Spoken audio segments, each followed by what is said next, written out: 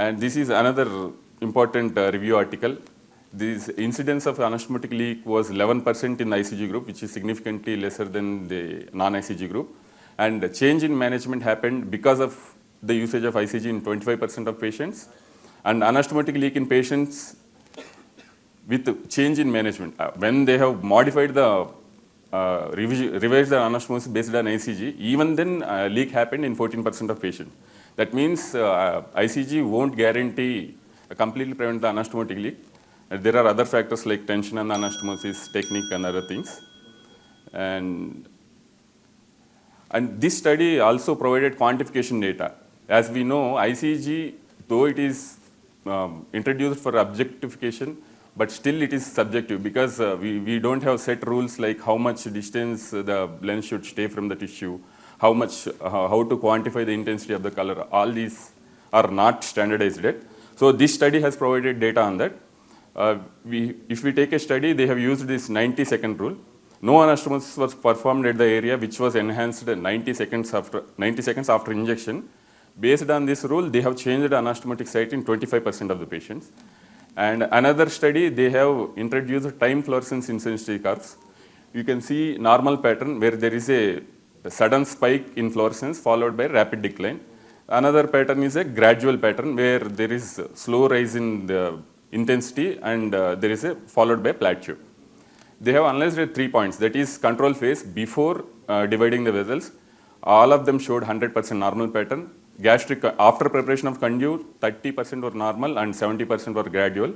Anastomotic phase, 10% were normal, 90% were gradual.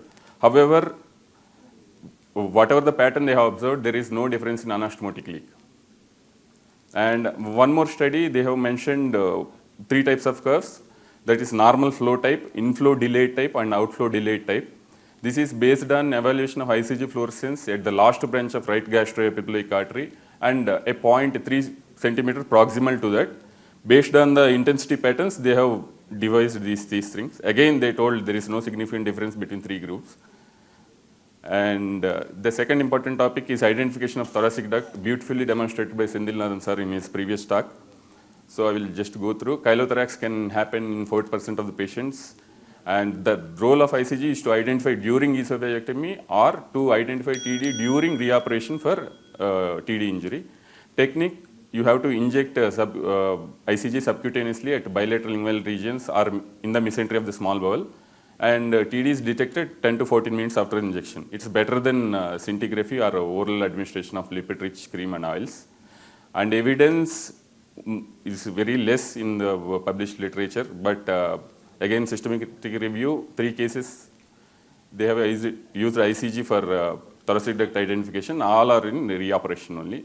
And one more study, 12 patients received ICG for thoracic duct identification, visualized only in 50% of patients. In cases where they have visualized TD, there is no chylothorax.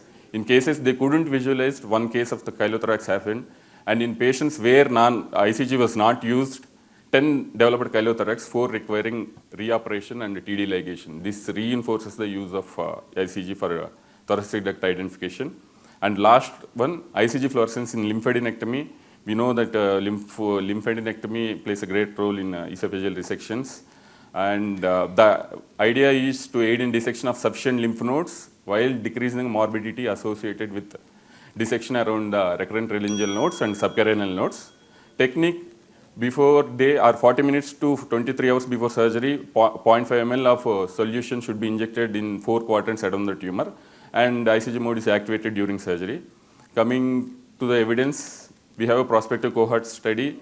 We have 2,500 lymph nodes harvested, and 97 were ICG positive and 2% were ICG negative. No metastatic lymph nodes were ICG negative.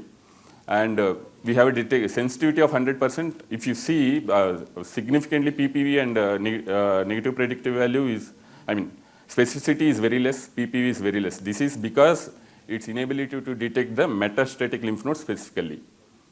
And I will conclude this. See, ICG role in esophageal surgery is definitely there. It is definitely useful in gastric conduit evaluation. As I told you, it is still subjective. We need more quantification, more standardized quantification methods in bigger studies for better results. And it is definitely useful in identification of thoracic duct, both in prophylactic setting as well as a reoperative setting. And in lymphadenectomy, it may aid in improving harvest while limiting the morbidity.